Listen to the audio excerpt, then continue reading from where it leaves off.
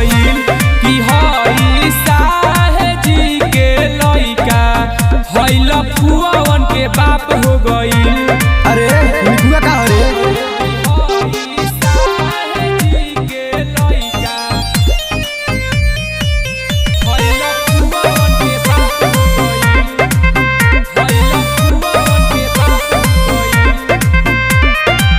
चलत रहिया में सभे करे प्रणाम जी, थर थर कापे खाली सुनते उनकर नाम जी।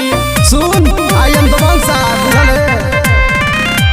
चलत रहिया में सभे करे प्रणाम जी, थर थर कापे खाली सुनते उनकर नाम जी।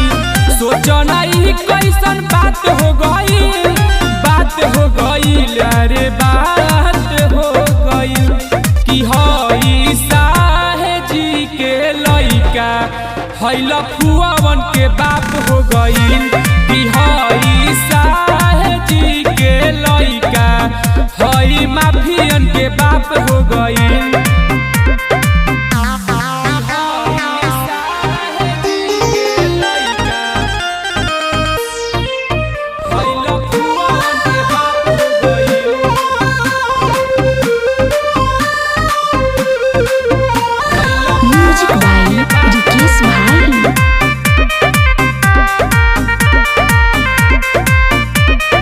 चलेला रंगा बाजी राजू धीरज रोहित हो, हवे खून खार दबंग पवन अजीत हो। सुन रे बेटा शेर और सोहजान से पंगा लियो बहुत भारी पड़ जाई। चलेला रंगा बाजी से रोहित रंजय हो, हई खून खार शेरनी निशानी गम हो।